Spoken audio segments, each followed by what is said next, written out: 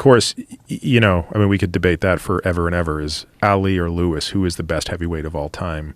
But I think I don't know. I always have such sadness over the fact that we never got to see Ali fight from 67 to 71. Yeah, it's true.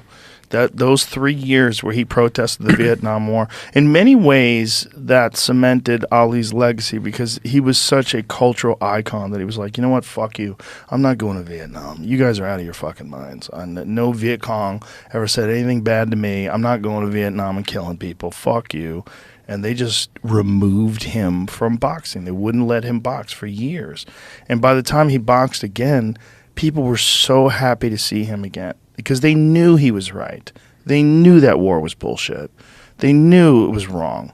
And he became who he was. When he fought Cleveland Big Cat Williams. I was just about to say, that is the greatest display of, in any division, any weight, at any time. Just watch Ali versus Williams, November 1966. You can find that full fight on YouTube. It's in pretty decent resolution. We've played it multiple times on this podcast. It is insane. I'll tell you a funny story. So I used to have in my old office in San Diego a big art print on the wall of that fight. Oh, wow. So of the knockout punch.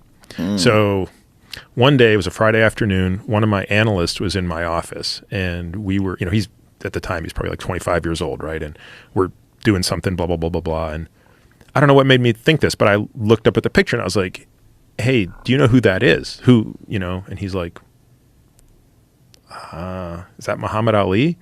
And I was like, yeah, that's Muhammad Ali. Like, isn't it interesting that you wouldn't immediately recognize that? And I explained the significance, and I said, that's him knocking out this guy named Cleveland Williams, and this is the whole story of Cleveland Williams. And I said, let's pull up the fight, and we watch the fight. It's a 3-round fight. The next day, Ali died. Wow. So I emailed him the next morning, because I found out that morning. I was like, hey, Dan, just so you know, Muhammad Ali died last night. How weird is that? That is weird. He was a cautionary tale, right? Because the amount of punishment that he endured late in his life, and to see him with Parkinson's. I remember having this argument with someone who said, no, he's got Parkinson's. It has nothing to do with boxing. I was, shut the fuck up. Shut the fuck up. You don't know what what are you examining him? Like, why are you saying, you just don't want it to have anything to do with him. You watch his fight with Larry Holmes. Tell me you don't think that he endured brain damage in that fight. Watch his fight with, who else? Well, so basically everything. Trevor Berbick. Yeah, Trevor Berbick, even Leon Spinks. Yeah. And certainly Holmes. He never should have fought after his, he should have retired after Foreman. Because the beatings he took thereafter, and in fact, going into the Holmes fight, his doctor, by that point, Ferdy Pacheco had left. He couldn't stand it anymore. So Ferdy Pacheco was no longer his doctor. Oh, really? No. He was like, this is so unethical. I cannot be involved. What you guys are doing to this man is inhumane. And of course, what was his manager's name at this point? Herbert Muhammad. Remember, the son of Elijah Muhammad was still his manager. And they had pumped him so full of T4, levothyroxine, thyroid medication, to speed up his metabolism. Like, he went into that fight basically with exophthalmos. His eyes were like basically bulging out of his head. He was so hyperthyroid in that fight. Like, they could have killed him, right? Like, they could have just killed him because he would have had an arrhythmia. Why did they do that? Was he overweight? Why'd they do that with T4? They just had this belief that, he needs more thyroid hormone to, speed up his metabolism. And of course, he's always going into camp overweight at this point. Yeah. And needs more energy, right? So the thinking is, well, more thyroid hormone will make him, have more energy.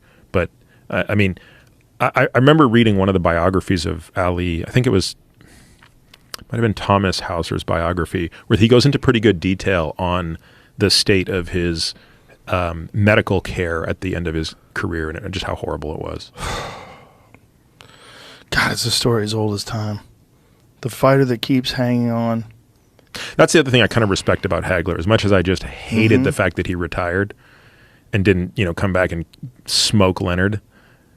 He just said, that's it, I'm done. Yeah, but that's also what fueled the conspiracy theorist in me, because he went to Italy. Because I'm like, hold the fuck on. So his managers and his trainers were the Petronelli brothers. That's right, Goody and Pat. Yeah, they're boxing trainers who are fucking Italian as shit.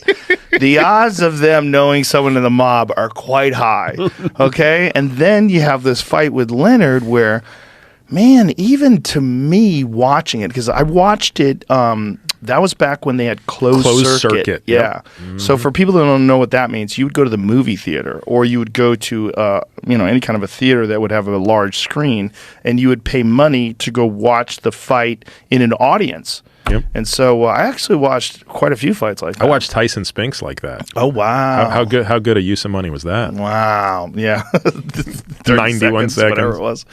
But watching that live, I was like, I feel like he's like not trying to hurt him. It was weird. It was like the punches didn't seem the same. It almost seemed like he was like taking something off the punches. And I know certainly Leonard the first was 4 moving rounds. around. The first 4 rounds, I didn't understand why he was being tentative. Well, I mean, because he woke up in round 5. Yeah. But in a 12-round fight, it's hard. Like I said, I still believe he won. Yeah, I believe he won 7 too. rounds, but I was shocked at the decision after it was over. But I remember going home thinking, God, it just seemed like he didn't have any pop on his punches, which for Hagler's crazy because Hagler was a fucking murderous puncher. It just seemed like he didn't try to hurt him. It seems crazy. But then the decision comes, and then Hagler just disappeared and went to Italy and became a movie star. And I was like, oh, well, what a great deal. I mean, how else does he become a fucking movie star in Italy? He goes into Italy, does the worst movies you've ever seen in your life. You ever watch those movies? Never watched. Yeah, here's some of them. They were so dumb.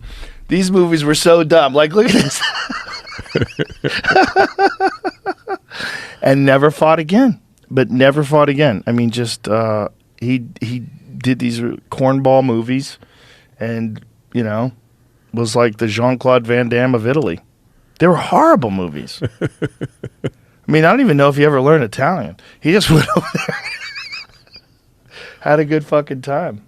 Look at these, like throwing punches and people are flying through the air. These are so bad. You got to remember, like Italy, that was where he punched right through his chest. Italy was where they did all those. He was so handsome, movies. though. Oh my god, Yeah. so handsome. Yeah. And really never was compromised from his fighting career. It's incredible. Yeah. Yeah, it breaks my heart that he died was so hospitalized prematurely. after he got vaccinated. Tommy Hearns put it on his Instagram that he was in the hospital because of a side effect of the vaccine. It's one of those things that's like not really talked about because no one's sure if is that what happened. I to him. remember the day he died, seeing that